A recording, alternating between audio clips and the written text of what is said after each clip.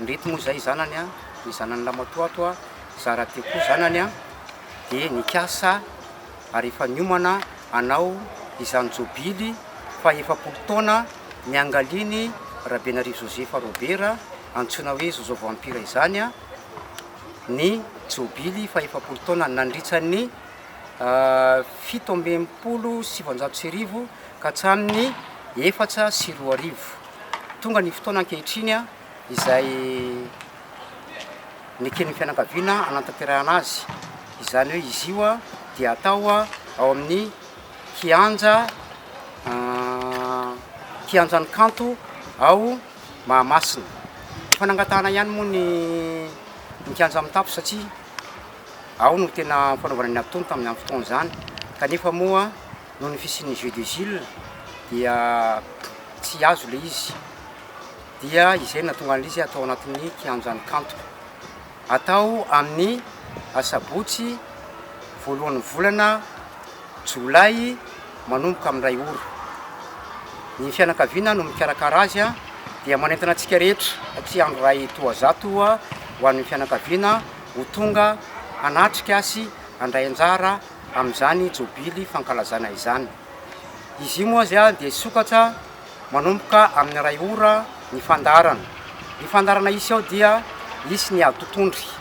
ary ady totondry matanjaka tokoa no iseho anatin'io a satria ny première série ary combat d'élite no aseho anay amin'izany fotoana zany ho mariky ny fankalazana ilay jobily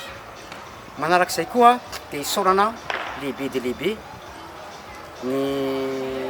fédération ny boxe eto Madagasikara ao ihany koa ny ligna lamanga izay nitoto na andro na fotsy a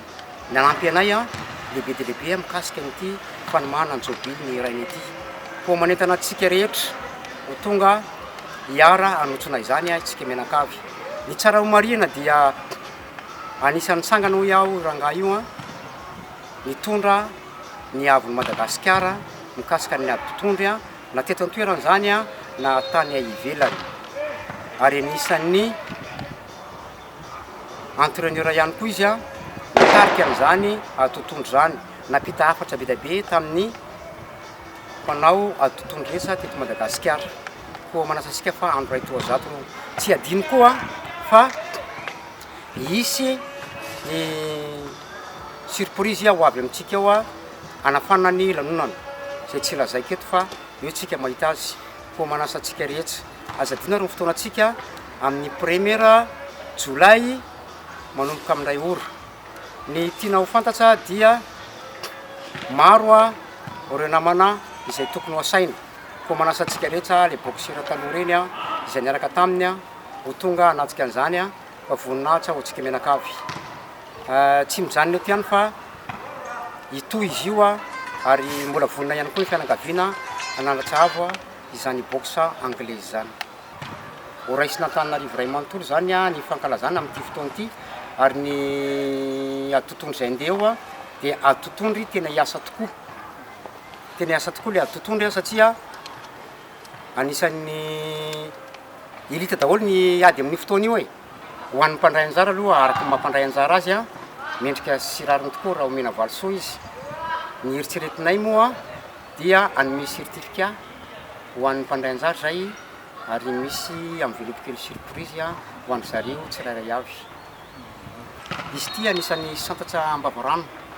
manitsabe ozytsika mbola ho avy de tsy mijanona teo zay fa efa nomboka hikarakara na anangana club na ampandroso azy a anampy ny fédération